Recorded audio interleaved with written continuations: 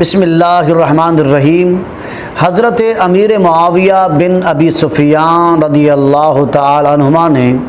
اپنے بیٹے یزید بن معاویہ کو خلیفہ نامزد کر کے خلافت کے موروثی ہونے کا بیج بویا تھا، کیونکہ اس سے پہلے کسی بھی اسلامی خلیفہ نے اپنی خلافت کو اپنی اولاد کے حوالے نہیں کیا تھا۔ جب یزید نے حکومت سنبھالی تو ان کی حکومت میں بدترین اور سیاہ ترین واقعات میں سے واقعہ کربلا بھی ہوا،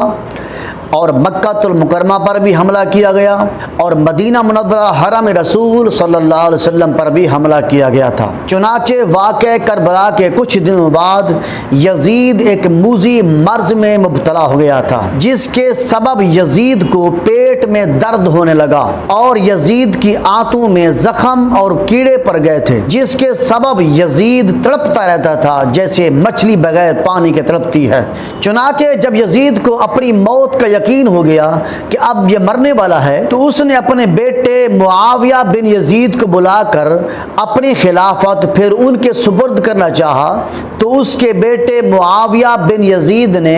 اس سلطنت کو ٹھوکر مار کر یہ کہا کہ میں ایسی سلطنت کو ٹھوکر مارتا ہوں جس سلطنت پر آل رسول صلی اللہ علیہ وسلم کے خون کے دھبے ہوں۔ چنانچہ یزید اپنے بیٹے کی بات سن کر تڑپا اور شدت رنج اور الم کی وجہ سے اپنے بستر پر پاؤں مارنے لگا، تڑپنے لگا۔ چنانچہ موت سے کچھ دن پہلے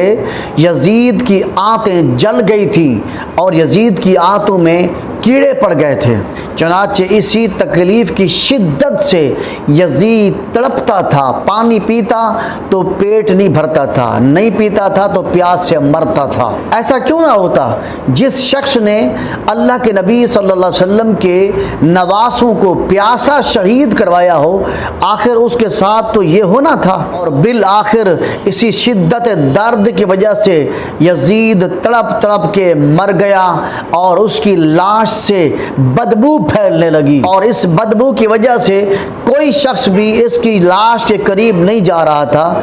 بالآخر مشکل کے ساتھ اس کو بغیر کسی کفن، بغیر کسی جنازے کے اس ملعون کو دفن کر دیا گیا۔ اور یزید کی موت کے متعلق ایک روایت یہ بھی ملتی ہے کہ یزید ایک رومی و نسل لڑکی پر عاشق ہو گیا تھا، لیکن لڑکی کے دل میں یزید کے لیے بڑی نفرت تھی۔ چنانچہ یزید نے اس لڑکی کو پھنسانے کے لیے کئی سے کئی بہانے بنائے تھے، اور بالآخر لڑکی کے دل میں جو نفرت تھی اس نفرت کو نکالنے کے لیے اس لڑکی نے یزید کو اپنے ساتھ رنگ رلیاں منانے کے لیے دعوت دے دی۔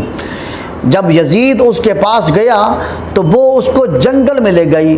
چنانچہ وہ یزید جنگل کی میٹھی میٹھی ہوا اور اس لڑکی کے عشق میں مست ہو گیا، تو اس لڑکی نے موقع پا کر اس یزید کو قتل کر دیا اور اس کے جسم کے ٹکڑے ٹکڑے کر کے جنگل کے جانوروں کے سامنے پھینک دیے۔ یہ تھی اس بدبخت کی موت